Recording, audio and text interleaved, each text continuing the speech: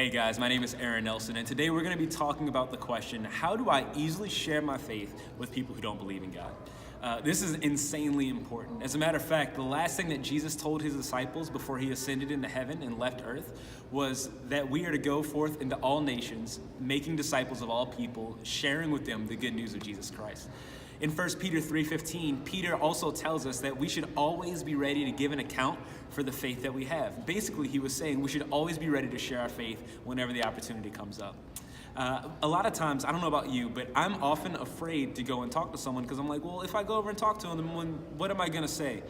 So here are a few practical steps that we can follow that I think would help you out in this. First and foremost, remember, we can't save anyone.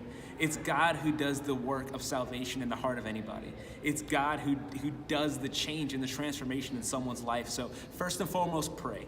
Ask God to go before you. Ask God to already be speaking to that person's heart and to transform them in any way that he's ready to do. Three things that you can do. First, open a conversation. A lot of times people will listen to you if they feel like you're willing to listen to them. So a good starting place is, hey, what do you believe? And that opens the door for that conversation, for you to just share and be open and honest and kind of vulnerable with each other.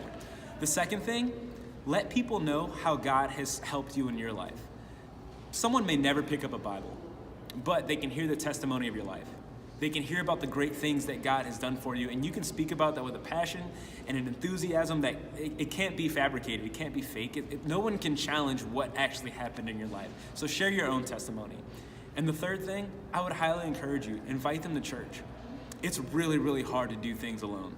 And a lot of times we personally don't have the answers, so it's good to connect other people to a community where we can all grow in the faith together, we can all bring our questions to one another, and we can all come together under the name of God to learn more about who he is and what he wants for our lives. God, sometimes sharing your faith is hard, but remember, you're not doing it by yourself. Because when Jesus told us to go forth and share the good news with all the nations, he also made us a promise. He said, I will be with you until the end of the age. So be encouraged by that.